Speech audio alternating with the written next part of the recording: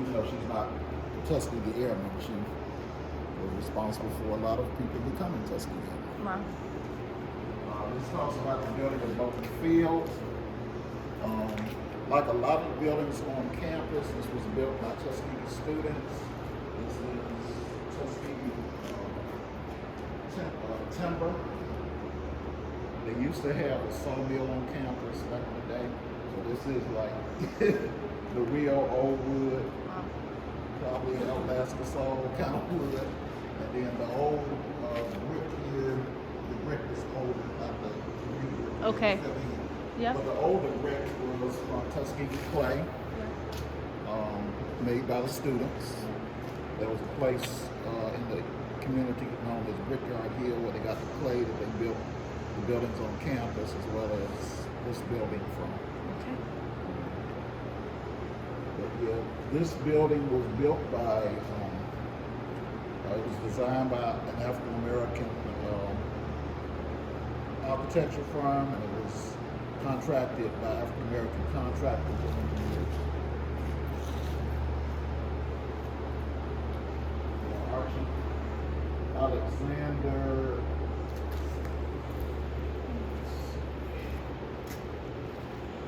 Alexander.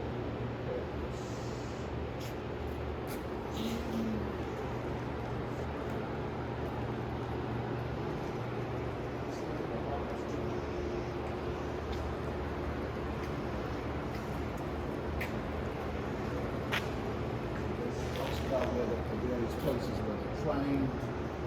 Kennedy Field is where they had the civilian pilot training program, and it is where they had the famous flight with Eleanor Roosevelt and Chief Anderson.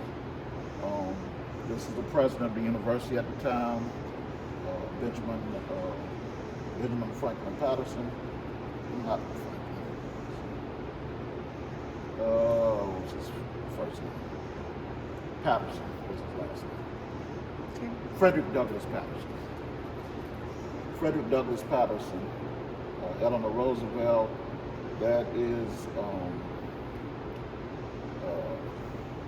Mrs. Carter, Mildred Hemmings Carter, who was the first African American female pilot in the state of Alabama. This is the second African American graduate of MIT who was the director here, G.L. Washington.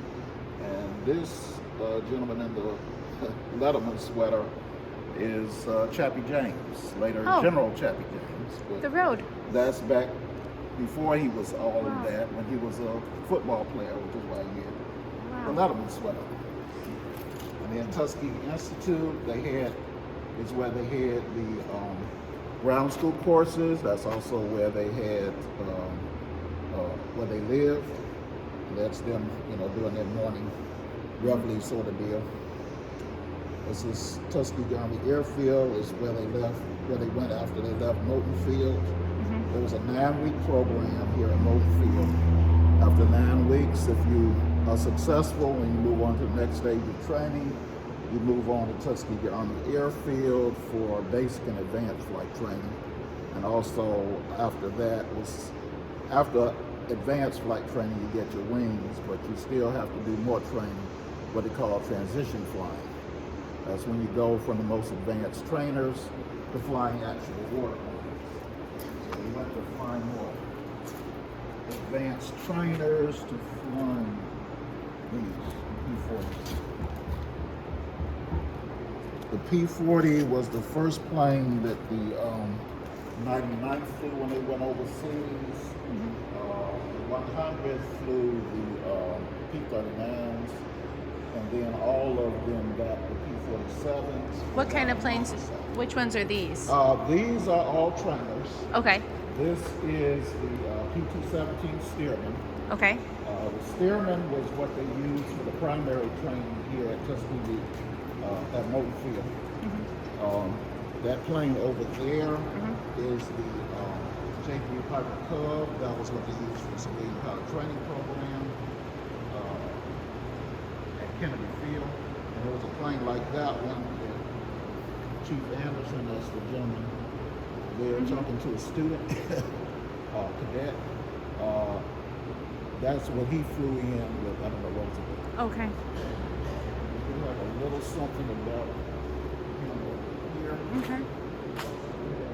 Here, two chests. This talks about the records, maintenance records room, and the supply room. Maintenance records.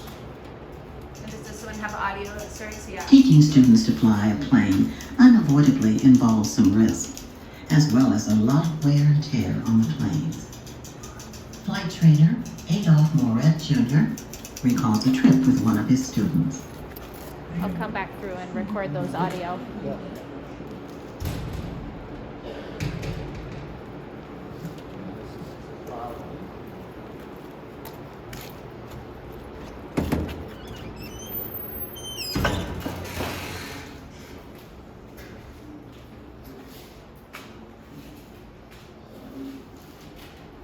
All kinds of mechanical supplies, engines.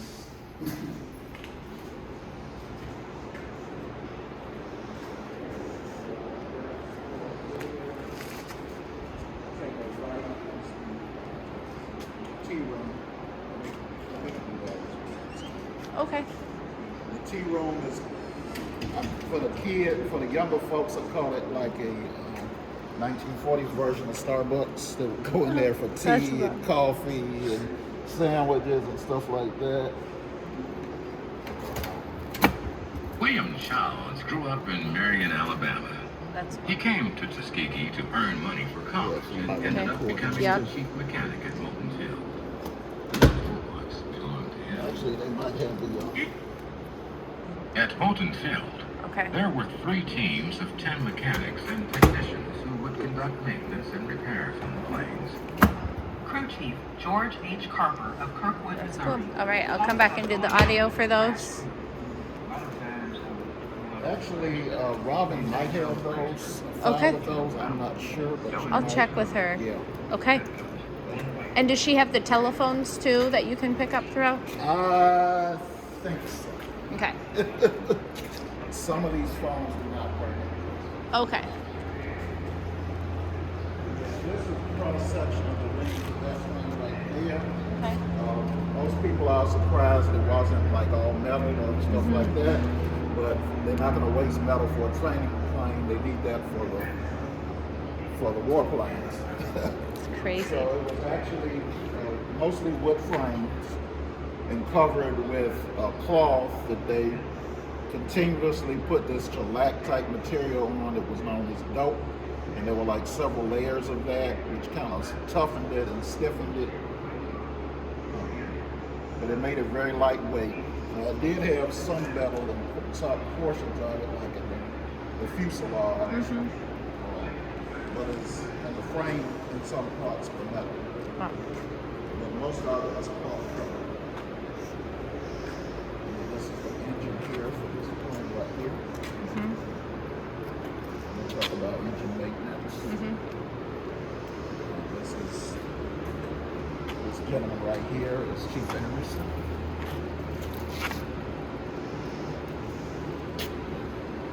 Who's the chief flight instructor. He was from Pennsylvania. He largely taught himself how to fly. He always wanted to be a pilot. He saved up money to buy an airplane.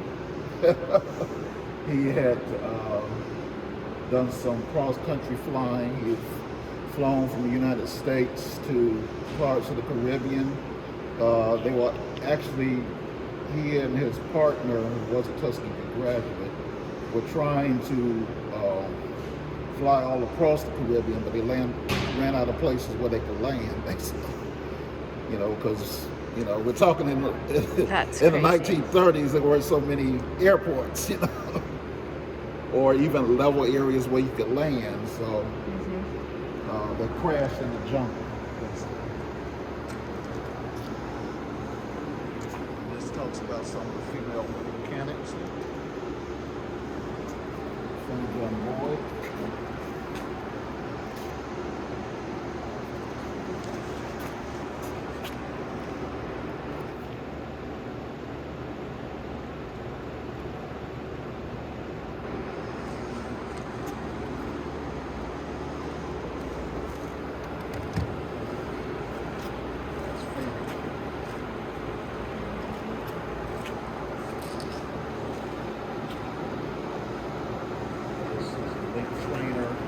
not what it actually looked like. It's a mock-up for children, basically. Yeah. This is what they actually look like. Okay. Part of that was for them to get used to flying with instruments without looking off the side of the plane. Because of course, when you go overseas and you're in a war zone, you're not going to be able to look over the side of the plane. You're going to have to trust what your instruments tell you. Some of the time, you're going to be flying at night or in bad weather.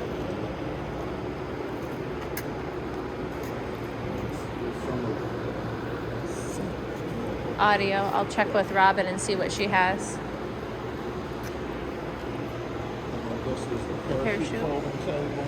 There's the parachutes right up here. These parachutes were made out of silk.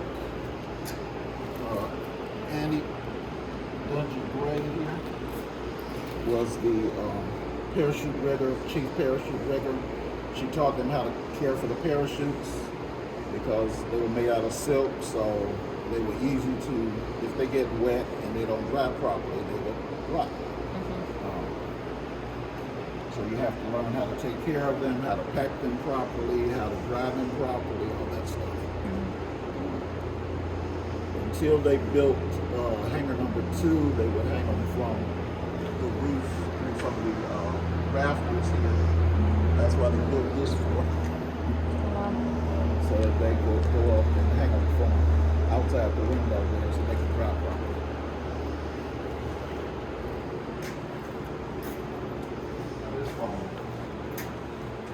These are some of the civilian staff. And Ernest Henderson, some of the flight instructors here. Adolph Moret was the guy they were talking about in there. I found him a really fascinating guy. He was a private detective and a flight instructor. Looks like they should have made a movie about him with Denzel Washington or something. But there's a gentleman there with the sunglasses in the class. A mock-up of what some of the uniforms look like. Now, these are uniforms they would have when they went overseas. Because that's wool, and I really don't think you want to wear wool in that. Especially not in the summer.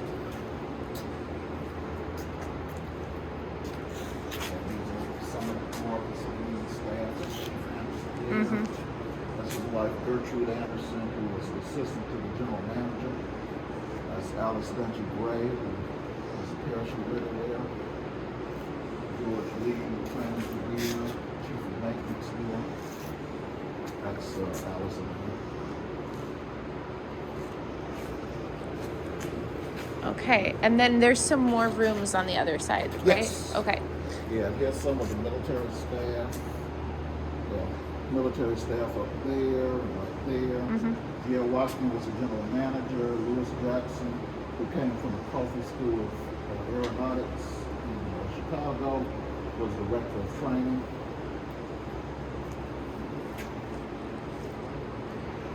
That's been sitting there on the table. Okay. I think all this I can capture pretty well and photograph real good. Chief Anderson again.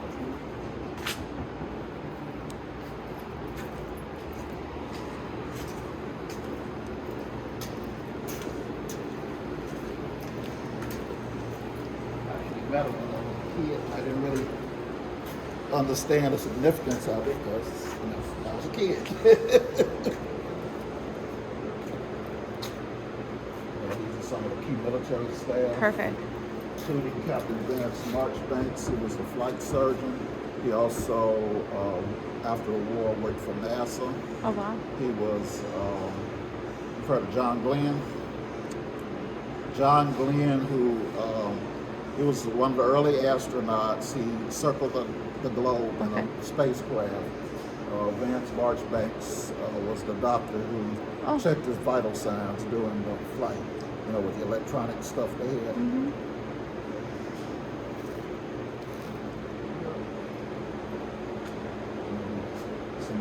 Yeah, for these, I'll put the camera real up close so that we'll get really, good. Civilian staff. Yep. is Mildred. This phone does. And here we're talking about the intelligence room, which is that room right there. Okay. And then all 3 of these you can go in, or Yes, how many? you can go Okay. into all 4 of these rooms. Oh, 4 of these rooms. Okay. This is the Army office Okay. and the General Manager's office. General Manager is that way. Okay. That's D.L. Washington. Secretaries out here. Army office right there.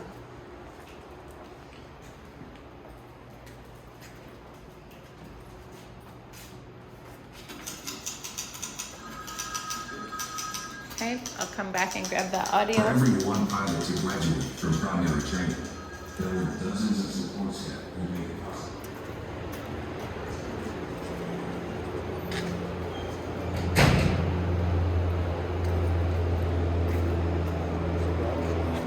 Here's the world map. It was in 39, talking about knowing your enemy, finding, you had to learn about the Germans and the Italians and the Japanese,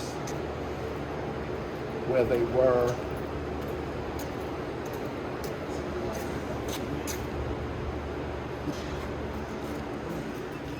It's more than doorknobs. And this should not be open.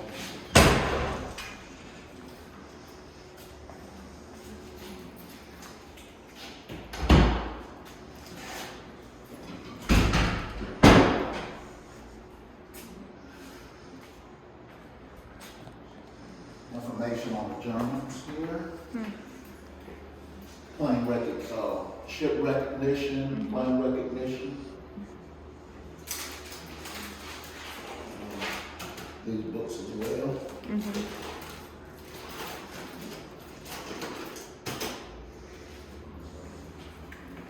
And this is a plane the airman first flew in the middle of the sea. He flew. One of the Okay. some of the books and they would have to study.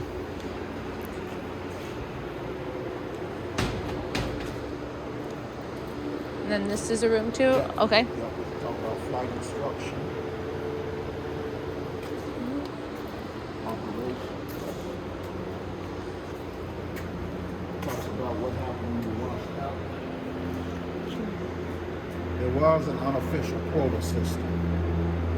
There were many more people who were qualified to become Tuskegee Airmen than there were spots for them. By the time the war ended, there had been 992 pilots. But there were many more people who were qualified to be pilots who didn't have that opportunity. So if you have 992 slots and you're the 995th best pilot, well, Yeah. yeah, SOL. So, you'd have to do something else.